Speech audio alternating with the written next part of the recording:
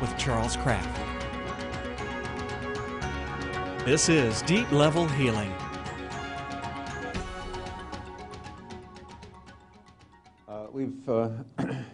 We've said that God created us in His image, and I'd like us to look briefly at a verse in Psalm 8, which is a very important verse on this topic, and a verse that has been mistranslated probably by those who have difficulty with their self-image. Many of our versions mistranslate Psalm 8, verse 5, to say that we are created a little lower than the angels. That's a serious mistranslation, because the text says we're created a little lower than Elohim. Anybody know what Elohim means? That's the word for God. Now, I trained as a Bible translator, and so I'm curious about the things that are working in translators when they do their translation. And I suspect that those who mistranslated this perhaps were having difficulty with understanding the high position that God has put us in.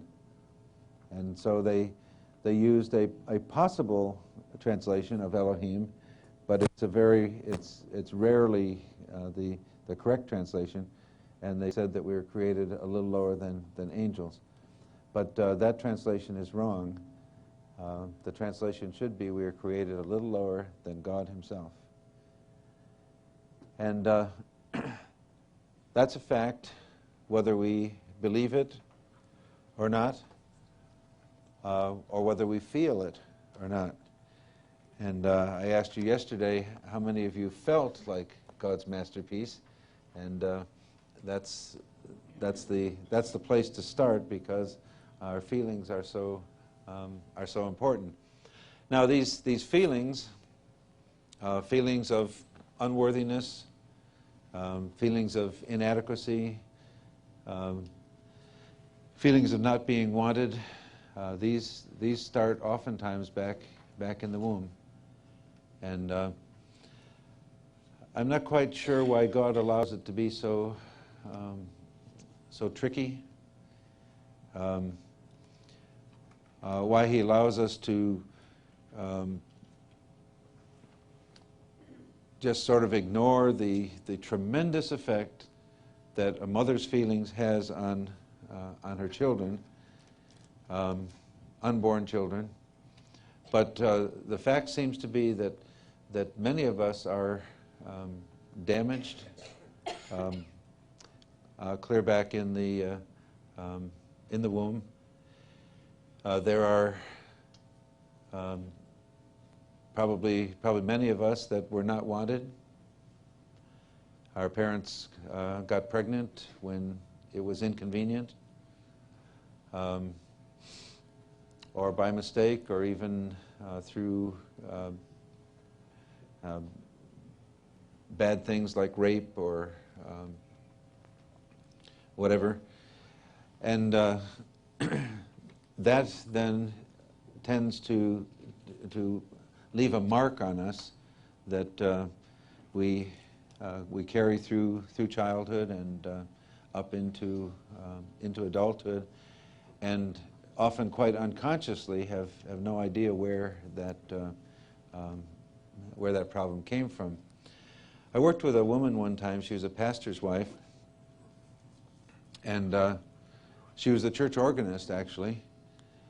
And she told me that her self-image was so bad that she felt that she really didn't deserve to be alive.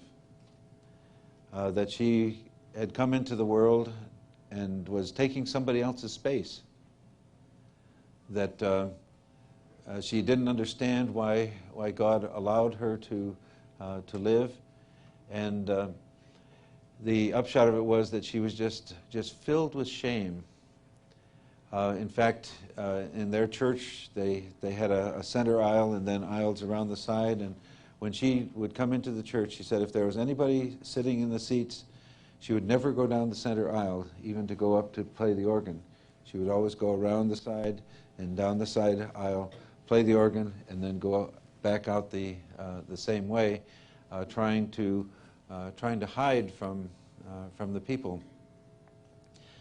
And here she was in her mid-30s, and this had been kind of the story of her life. Well, she'd been born into a family where her parents were farmers, and of course, in order to help work the farm, they wanted boys, and she was born female, and just felt from before birth, undoubtedly, that she was unwanted, not accepted, would be a burden on her family rather than a help to the family, and this had marked her and scarred her for life. As we ministered to her then, and she got free from this stuff, a couple of months later, her husband wrote me a letter and said, "Boy, that was great." And in fact, during the ministry, she said, "My husband's really going to like this." And he sure did. He said, before, he said, "I thought our relationship was great, but now it's wow." And he was talking about, you know what.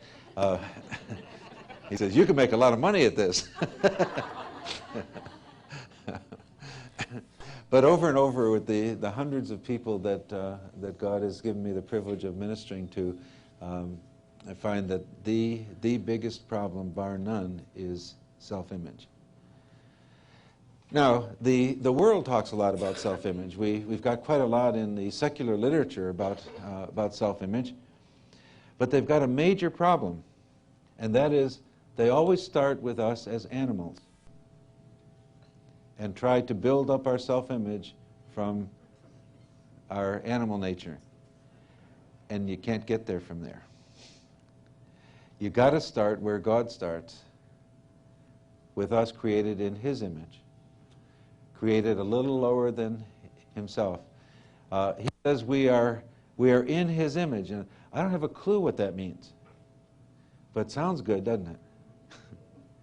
In His image, and then he emphasizes it, in the likeness of God, in ways that I don't claim to understand. We can talk about our creativity, and okay, God is creative, and human beings are creative, and we say that this is one indication of our being in the image of God. We can talk about our spiritual nature. Some like to say we are a spirit who lives in a body.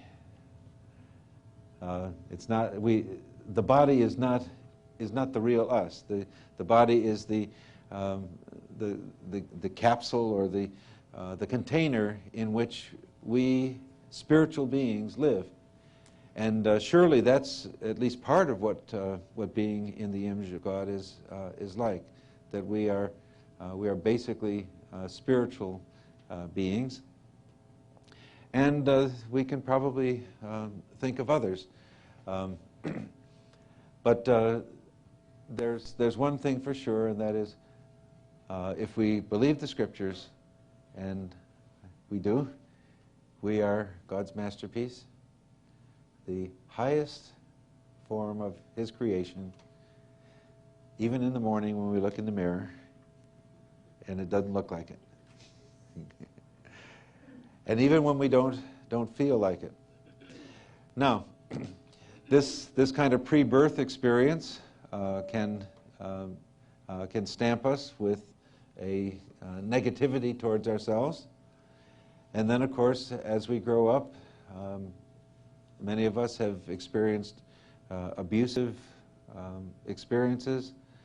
And again, we don't understand why God allows this, why He allows people to hurt each other.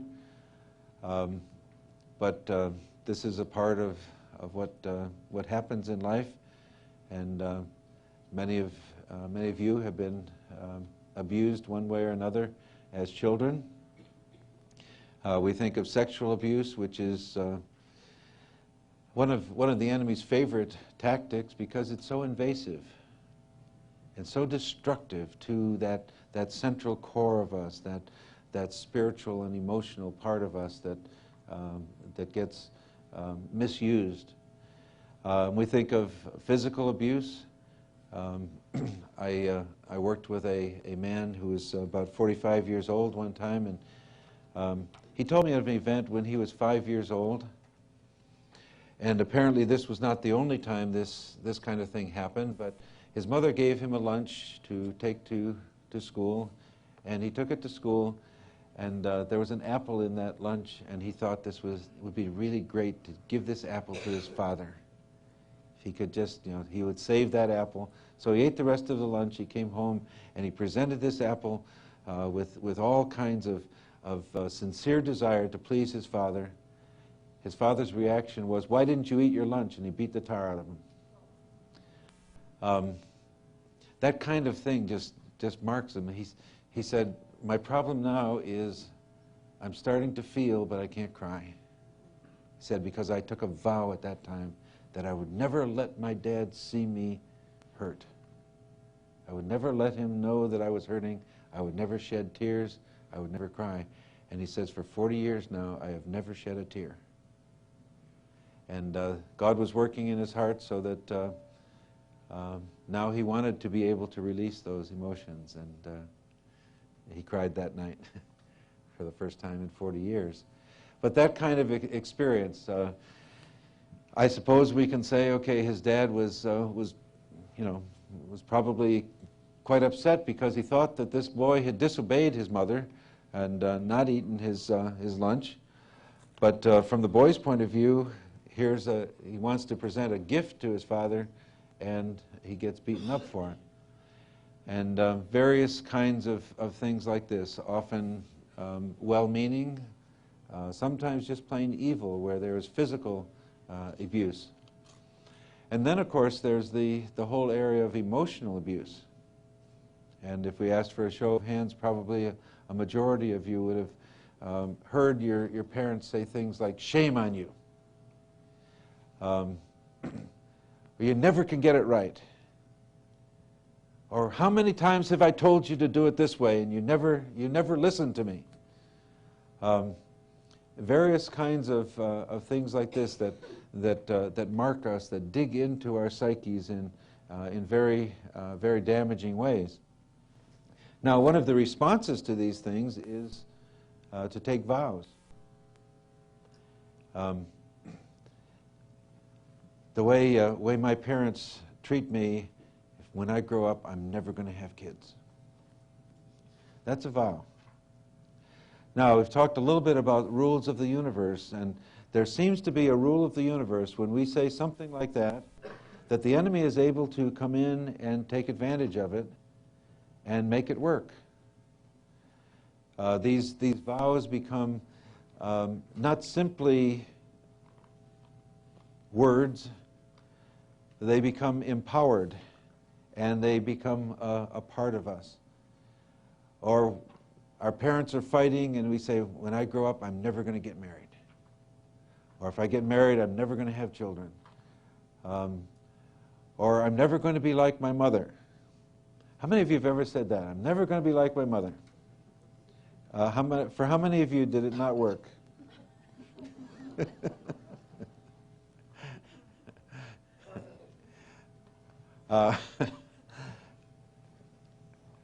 There's a deal with these vows that seems to relate to what we're told in Galatians, that what we sow we reap.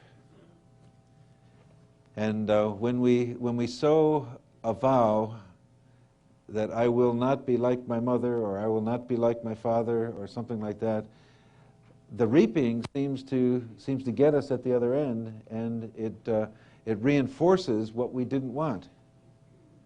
Now, I'm not quite sure how that works, but it works really well for lots of us.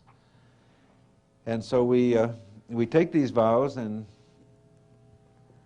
get done in by it, and the enemy smiles and sometimes laughs at how innocent we are and how innocently we got ourselves into difficulty that we could not get out of. Often we even go beyond that and curse ourselves or parts of ourselves. How many of you had a kind of a rocky time in your teenage years? Adolescence is kind of difficult for many of us. One part of it, one major part of it, of course, is cultural. We train our youngsters to rebel. Western society has created adolescence. You remember Jesus in the temple when his mother and father came after him, and he said, "Don't you know I must be about my Father's business," capital F for Father, meaning God? Well, that was because he was on the adult side of the bar mitzvah. In Jewish society, up to the bar mitzvah, you're a child, and then you go through that ceremony 1 or 2 or 3 days, and you're an adult. No adolescence, just one side and the other. And lots of societies do that. But in Western society, we've decided that we want to keep these people out of, we want to keep teenagers out of the adult society because they might muck it up then, let them get a little older and muck it up later. And so we have schools and things, and we have these, we have colleges that are, basically a 4-year summer camp kind of a thing for kids to grow up in as tempting a situation as possible, without controls and so on, and to do their rebellion in hopes they'll get over it after a while, and some do, and many don't. But the point is, during this time, we've spent time in school teaching kids that adults don't know anything, that is, parents don't know anything. Teachers, they know some things, but all expertise comes from outside the home, and so we teach our children to rebel, and then we say, why are they rebelling? This is one of the influences of our schools. And then, of course, we have these standards for our bodies, and during the teenage years, as the girl's body changes, it never does it just at the right time schedule, right? You either develop too slowly or too fast, and so you envy those that have developed at a different rate, and then of course along comes menstruation, and your parents may have been too ashamed to tell you about that, and so that gets to be a problem. And then, of course, boys have a similar kind of a thing. Those of us kids that have been spent much time in junior high locker rooms and didn't develop really rapidly, and took all the taunts. See, with a guy, everything, you don't have those little cubicles with curtains on them that girls have in their locker rooms. So, it's all kind of hanging out, type of deal. And so it's very easy to develop a negativeness towards oneself and one's sexuality and all of these things.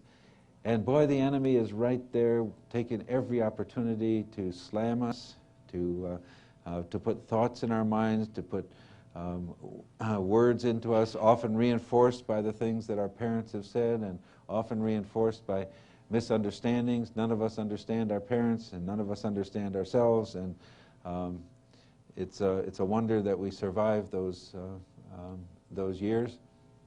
And we come home with poor report cards, and those kinds of things enter in. And so lots of us develop self-rejection, even self-hate. One of the demons that turns up fairly often is self-loathing, and that's even beyond self-hate. A woman came to me for ministry one time, and I said, "What can I help you with?" And she just looked at me and says, "I hate myself."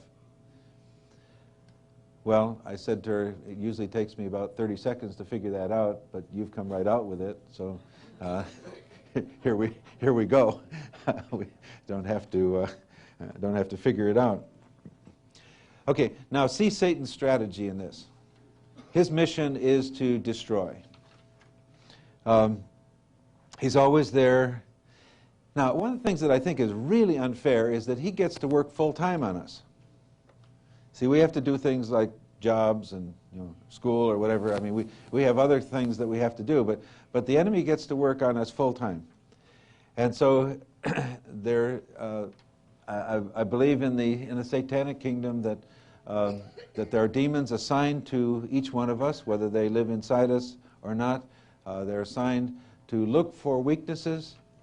They seldom attack us at the point of our strength. Have you noticed that?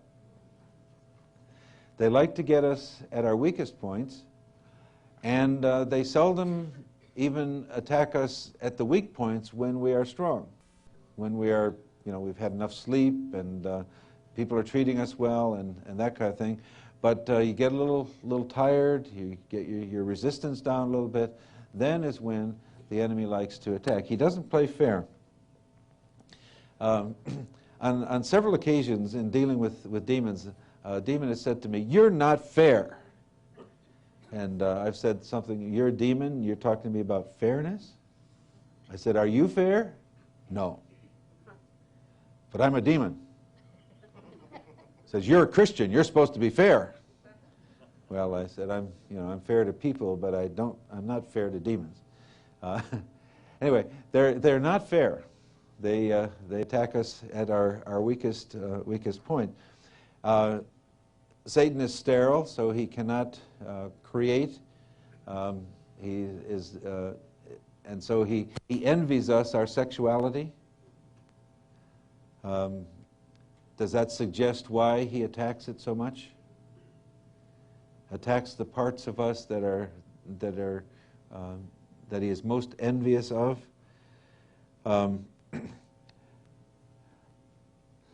And again, as I've said before, I believe that his primary attack is in the area of self-image, attacking our creativity, attacking our ability to procreate, attacking our ability to relate to God. This is another thing. He does not like our relationships. He does not like us relating to God. He does not like us relating to each other. And so things like friendships, and then of course marriage relationships and parent-child relationships, and all of these kinds of things become prime targets for him. He tries to teach us to reject ourselves. And as I was saying yesterday, he likes to invade our self-talk and get us to say to ourselves those negative things that we've heard from parents or from teachers or whatever. Now, in contrast, we hear from the Scriptures, accept yourself. We hear from the Scriptures we're made in the image of God, and that God really loves us, and since God loves us, then we are to love ourselves. And some of us actually get over that hump. We learn to love ourselves, it's just that we don't like ourselves. And do you see a difference between loving and liking? I got over a big hurdle when I discovered that God not only loved me, but that He liked me. It took several years for me to convince myself of that, but that was a big hurdle. God likes us, and so He hangs out with us. He says wherever we meet in His name, you can't keep Him out. I think that's the implication. He says wherever two or three are meeting in my name, there He's with us, because He not only loves us, but He likes us. He likes you.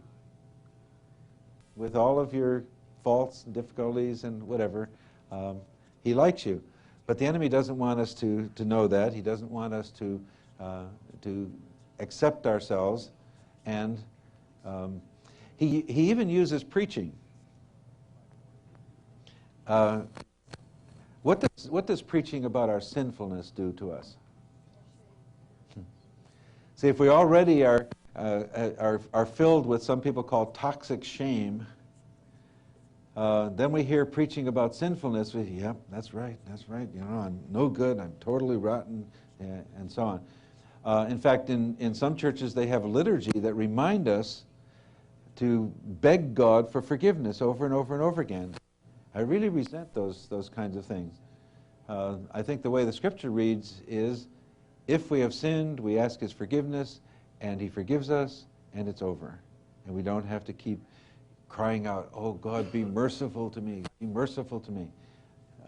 He's already merciful. We can claim that. We have that. But even in church, we hear messages about sin, and that digs in and gets us to reject ourselves. And then, of course, we hear, okay, you can confess your sin and you're forgiven of it, but you confess the sin and you're forgiven, and then how do you feel after that? Anybody still feel guilty? See, that's another one of the enemy's favorite tricks, to get us to keep feeling guilty over something that God has already forgiven. A Lutheran pastor, a friend of mine, told me one time, he said he'd committed his besetting sin for about the 1,000th time, and he was just devastated that he had done this again. So he went to his church in the middle of the week, and he got down on his hands and knees and started crawling up the aisle towards the altar, trying to do penance for this sin that he had committed that he felt so bad about. He said he got about halfway up there, and he hears this voice saying, "What are you doing?" Am I on candid camera? Wondering. It was the voice of God. He said, "I'm doing penance for my sin." And he hears God say, "What sin?" What sin? He said he got up. He's never done that again. What God has forgotten, he was learning to forget. But the enemy likes to, come around. Okay, so you've done that. After what you've done, you think that if you confess it, that's going to be it? You hear the enemy saying that? How many of you ever heard something like that in your mind? The enemy say something like that? Apparently, not many of you are willing to admit that. But he just likes to get us to hang on to that guilt. Now, a distinction here. Guilt is really bad stuff. But shame is even worse. And I'm going to define them for you. Shame is feeling bad about who we are. Guilt is feeling bad about what we've done. And there can be a very big difference between those two. Shame is feeling bad about who we are. And this is why we talk about influences in the womb or influences growing up that take away from us our ability to feel that we are in God's image, that we are worth something, worthwhile.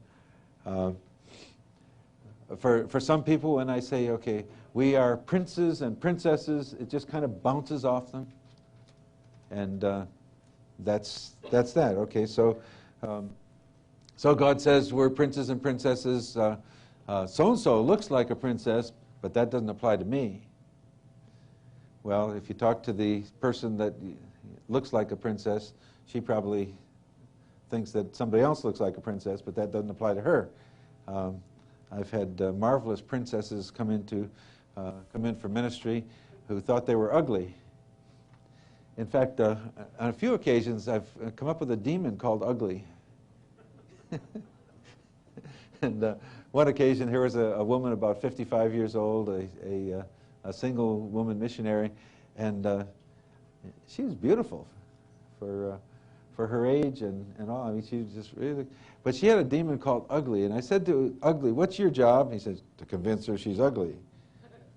And I said, how you doing? He said, pretty good. Pretty good. Anyway, I forced him to tell the truth, and out of her mouth came these words, just really kind of difficult. He said, she's okay. And I said, tell the truth. He says, she's beautiful. So, when you force demons to tell the truth, it weakens them. And we got rid of that sucker, and she went into tears, having to admit for the first time that she'd been believing a lie. And I told her, I said, I'm a certified inspector of women's looks, and so I can, I can tell you that, finally you have heard the truth here. You don't believe that? I can, document that. So the enemy's job is to try and get us to reject ourselves, and God wants us to accept ourselves. The enemy is saying, carry your guilt. After what you've done, you can't get out of it that easy. Even if God said it, he must have meant it for somebody else. You've got to carry it. But God is saying, accept forgiveness. Accept his forgiveness. But then the bigger problem for many of us is forgiving ourselves.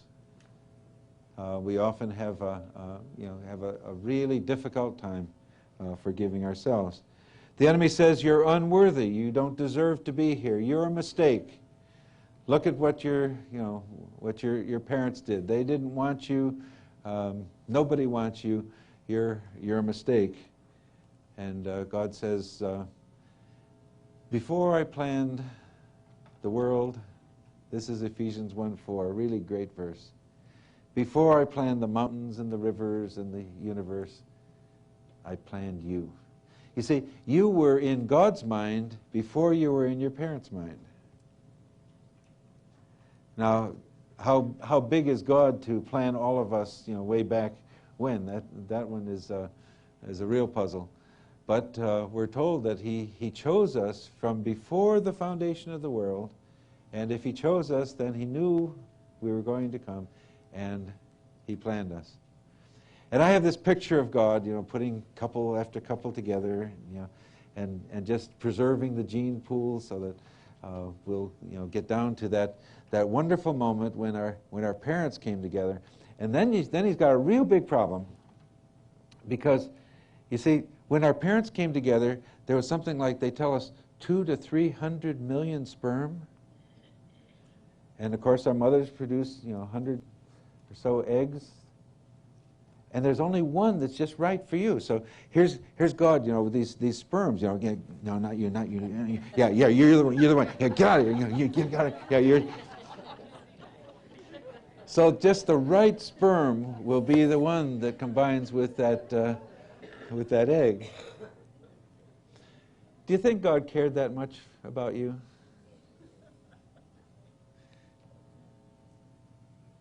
Just think about it. See, I mean, these are the biological facts, and if God planned us and chose us and superintended that whole process, then something like this must have gone on. One sperm out of hundreds of millions of sperms, and one egg, just the right one for each of us. Does that suggest value? Does that suggest worthiness? Now, a lot of the battle that we're fighting is a battle of lies versus truth. And telling ourselves the truth and learning not only to know the truth, but to feel the truth and to let ourselves experience that truth is what, the major part of the battle is about. I had a lady come to me one time, and we were dealing with self-image problems, and I said, how do you feel? She said, I feel like a battlefield. I said, you are. Now, it's really easy to think about spiritual warfare as out there somewhere. We pray against territorial spirits. We want to take cities or take parts of cities. We want to cleanse buildings and things like this. And that's all true. That's part of spiritual warfare. But again, the major part of spiritual warfare is what takes place inside of us. And that's where that's the part of the battle I'm talking about here. The enemy is saying you're inadequate. Your brother was really good at this, but you're not so good. Comparing us with others. Why aren't you living up? Why don't you look like so and so? And our society sets standards. We have these standards for our bodies, especially for women's bodies. And you know, the standards are virtually beyond the range of human variability. It's sort of like the pole vaulter that he's trying to get over that pole. So he sets the bar at 40 feet. Nobody's ever made it over about 22. But he sets the standard way up there, and then is constantly failing. And so one of the things that the enemy does through our society, through through movies and media and all kinds of things, we all have these standards that he builds into our minds that are far beyond anything that we can possibly get to.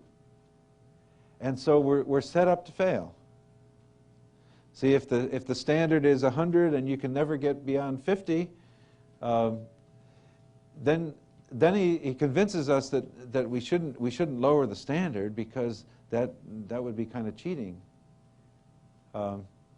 So these standards, social standards that get built into us in various ways, again, become problems to us. And another thing that he likes to get across to us is that, well, God's got so many things to deal with that he couldn't possibly be interested in each of us as individuals. I mean, after all, he's got the Middle East to deal with. And that's a real problem, If we had to deal with the Middle East, we probably wouldn't care wouldn't spend much time on our individual problems as well. But this is an enormously big God who can deal with the Middle East and Asia and Washington and all kinds of problems like that, and still be concerned about each of us as an individual. But the enemy says, well, he doesn't care, so we should, just not expect God to have anything for us. Now, we can talk about these things,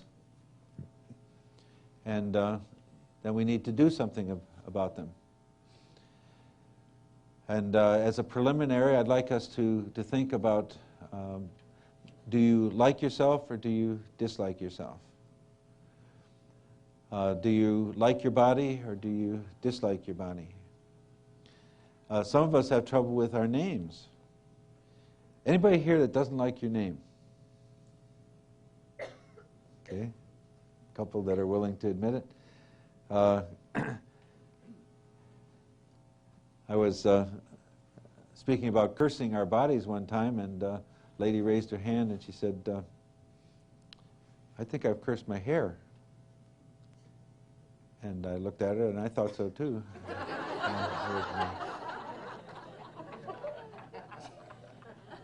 In fact, I think that's probably a fairly common problem with women. And I think a lot of women, they go to places and they pay a lot of money to get their hair cursed. One time, this was really embarrassing. I was teaching on this, and there was a lady sitting over here, and boy, her hair looked like, windstorm in a pillow factory. It was really, and I just couldn't look at that side of the room. I did my whole lecture to this, or that part of the lecture to this side of the room, because she illustrated as the best illustration I've ever seen of somebody that must have cursed her hair. It looked terrible. So, bad hair days. saw a cartoon one time of a lion that had a bad mane day.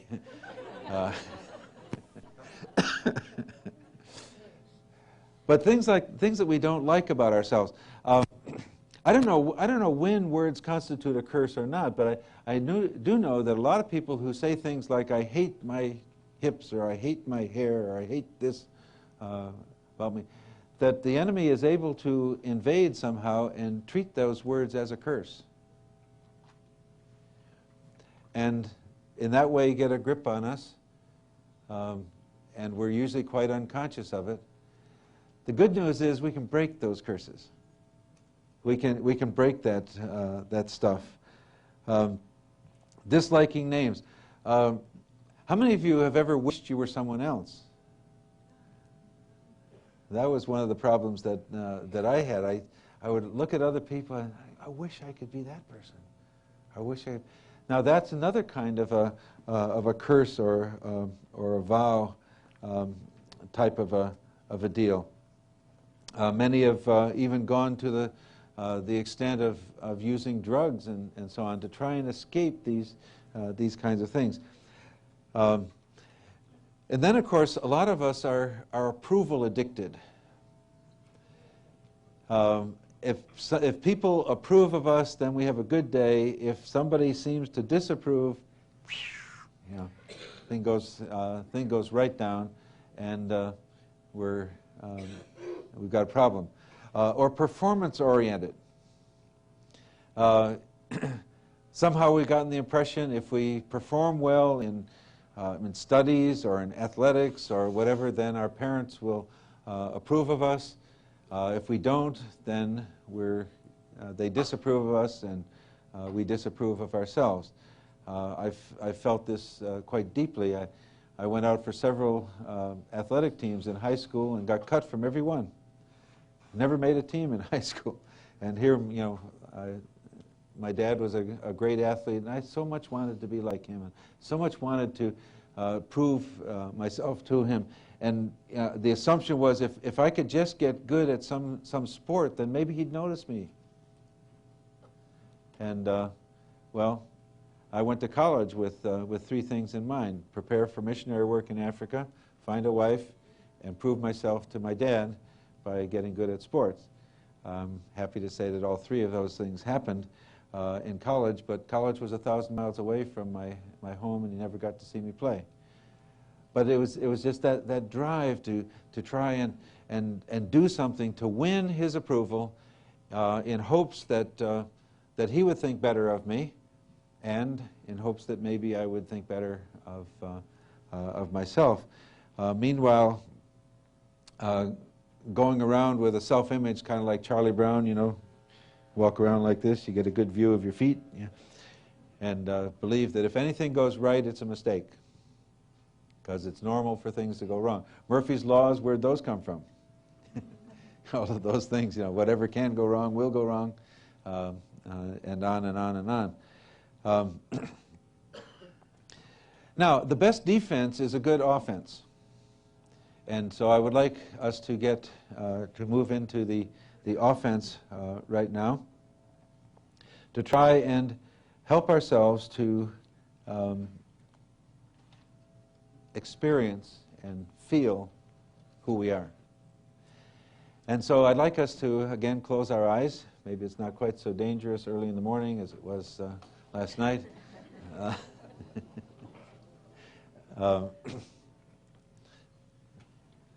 I'm always kind of intrigued when we have feedback on these exercises, and people, when I ask, how'd you do it? I don't know, I just fell asleep. I think, well, you probably needed the sleep more than you needed the exercise. I don't know. Do you remember the picture that Isaiah draws in Isaiah 6 of the throne room? When I think of the throne room, I think of my grandkids. God has blessed us with 14 grandkids, and my wife is really good at giving birthday parties, and so there's always somebody having a birthday, and so month after month we have birthday parties, and these kids invade our home. It's very destructive, it's sort of like like locusts, come through, kind of thing. And if my kids had done some of the things my grandkids did, I'd have whopped them. But grandkids are different. You don't whop grandkids. You love it when they come, and you love it when they go.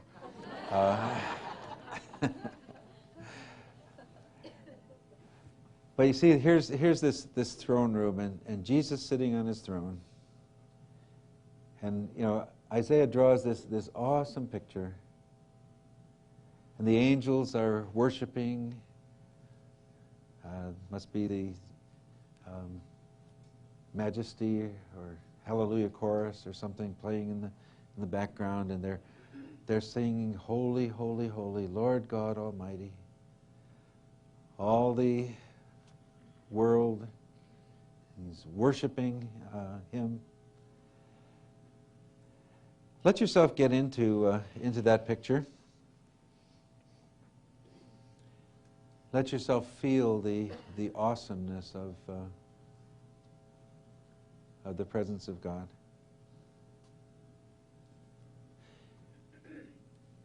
And you're not in the picture yet.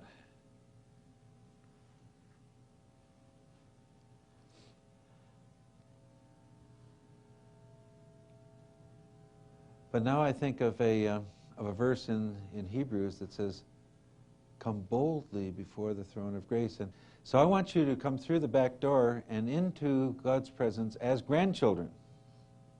Come. Would you come running?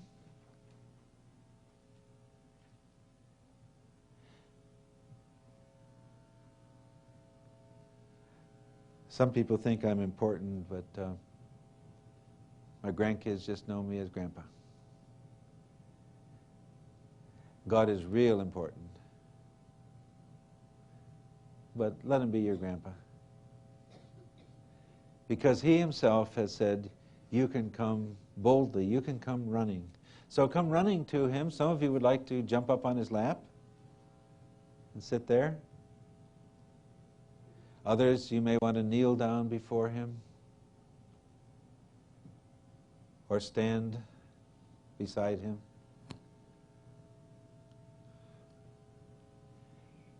And as you're there in his presence, I'd like you to deal with some of these issues of your own attitude towards yourself.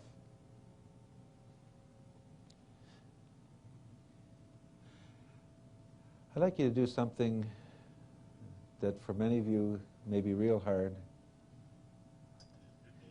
Would you thank him for your body?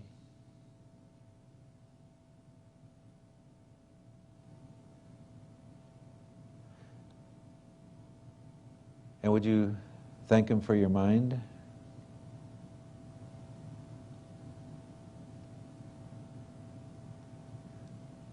Would you thank him for your emotions?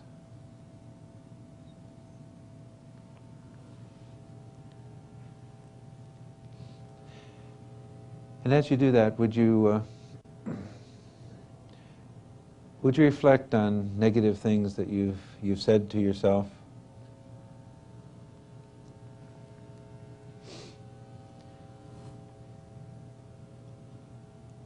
If you've cursed your body, would you renounce any curses that you've put on your body?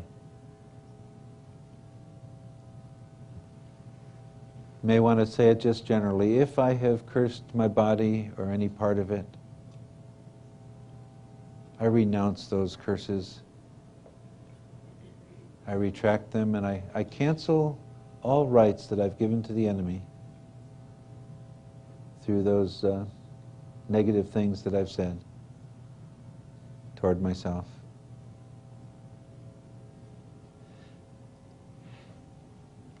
And now think of specific parts of you. Those of you who have been sexually abused have probably said things like, I wish I didn't have these sex organs. Or I wish I was male instead of female. Or I hate whatever it might be. and renounce all those things that you've said. And receive a hug from Jesus as you do.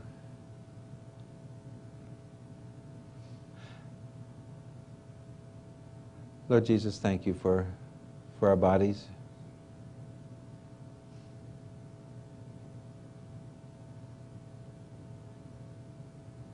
Even when the shape isn't what our society considers ideal. Thank you for your love in giving us this gift.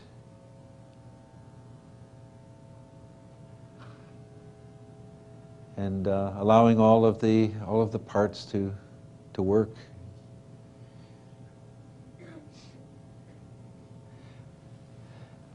And Lord, if those of us that are experiencing difficulties in our bodies now because of the curses that we've put on our bodies, or any vows that we have taken, Lord, would you touch those parts and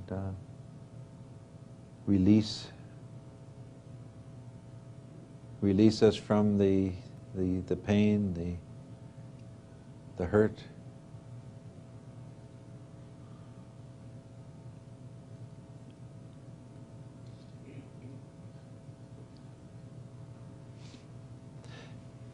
And those of us that have become enemies of our minds, we thank you for these minds. And ask your blessing on mind and memory and our ability to think and to reason and to understand. And we cancel all rights that we've given the enemy to our minds. Encourage us and help us, Lord, to understand and believe the truth about ourselves.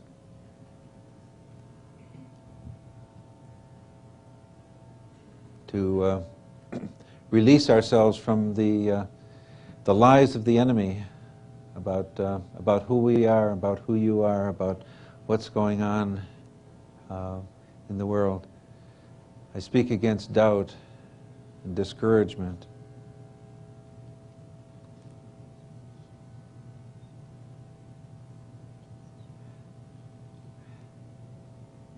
And these emotions that we have,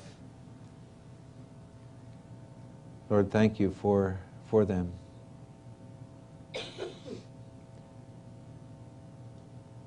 And would you renounce any vows that you may have taken against expressing your emotions?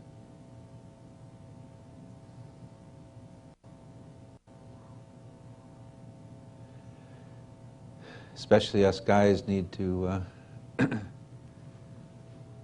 cancel out the negative things we've said about our emotions. We've all heard big boys don't cry. Lord,